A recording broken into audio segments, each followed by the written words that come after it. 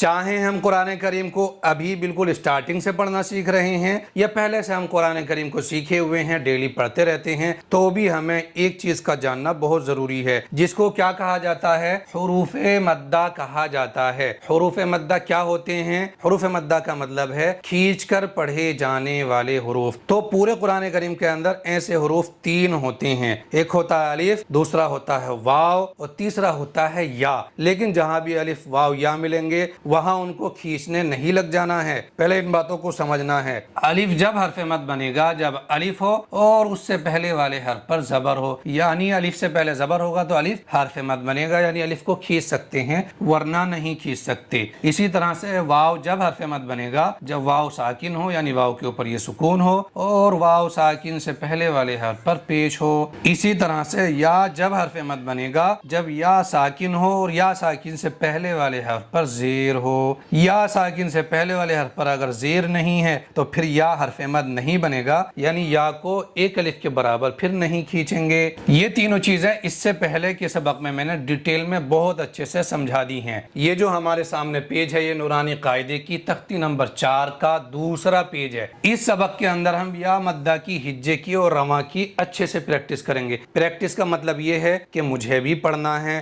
اور آپ کو بھی میرے ساتھ ساتھ میں پڑھتے رہنا ہے۔ حمزہ یا زیر ای، با یا زیر بی، تا یا زیر تی، سا یا زیر سی، جیم یا زیر جی، حا یا زیر حی، خا یا زیر خی، دال یا زیر دی، ذال یا زیر ذی، را یا زیر ری، زا یا زیر زی، سین یا زیر سی، شین یا زیر شی، صاد یا زیر صی، ضاد یا زیر ضی، طا یا زیر طی، ظا یا زیر ضی، عین یا زیر عی، غین یا زیر غی، فا یا زیر فی، قاف یا زیر قی، کاف یا زیر کی، لام یا زیر لی، میم یا زیر می، نون یا زیر نی، واو یا زیر وی، ہا یا زیر ہی، حمزہ یا زیر ای، یا زیر ای۔ اس پیج کے اندر ہم یہ پریکٹس کر رہے ہیں کہ زیر والے حرف کو بغیر کھینچے جلدی پڑھنا چاہیے، لیکن زیر والے حرف کے بعد میں اس طرح سے یا ساکن آ جاتی ہے تو زیر والے حرف کو ایک الف کے برابر کھینچنا چاہیے۔ بس اس کا دھیان رکھنا ہے، میں وہیں کھینچوں گا جہاں زیر والے حرف کے بعد میں یا ساکن ہے، اور جہاں زیر والے حرف کے بعد میں یا ساکن نہیں ہے وہاں پر میں تھوڑا سا بھی نہیں کھینچوں گا۔ بس آپ کو بھی اسی چیز کا دھیان رکھنا ہے۔ دال یا زیر دی، نون یا زیر نی، دینی، دال کو بھی کھینچا میں نے، نون کو بھی کھینچا میں نے، کیونکہ زیر کے بعد میں یہاں بھی یا ساکن ہے اور یہاں بھی نون پر زیر ہے اور اس کے بعد میں یا ساکن ہے۔ فا یا زیر فی، ہا زیر ہی، فی ہی، حمزہ زبر آ، را زیر ری، آری، نون یا زیر نی، آرینی، کاف زیر کی، تا الف زبر تا، کتا، با یا زیر بی، کتابی، دینی، فیہی، میں نے فا کو کھینچا ہے اور ہا کو تھوڑا سا بھی نہیں کھینچا ہے۔ کیوں نہیں کھینچا ہے آپ کو معلوم ہے۔ فیہی، ارینی، کتابی،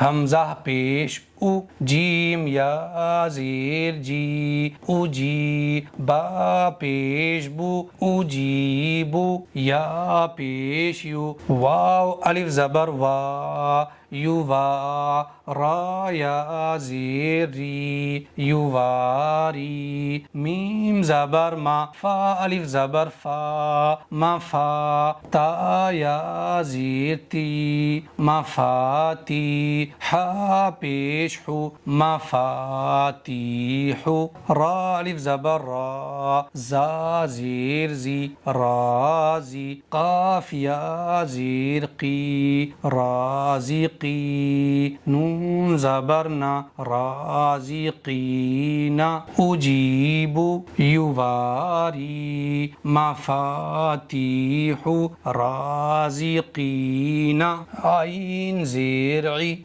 با الف زبر با، عبا، دال یا زیر دی، عبادی، عین زبر ع، ذال الف زبر ذا، عذا، با یا زیر بی، عذابی، تا زبر تا، میم الف زبر ما، تما، سا یا زیر سی، تماسی، لام پیش لو، تماثیلو، عبادی، عذابی، تماثیلو، میم زبر ما، قاف الف زبر قا، مقا، دال یا زیر دی، مقادی، را پیش رو، مقادیر، حمزہ زبر خا یا زیر خی، اخی، ہا زیر ہی، اخیہی،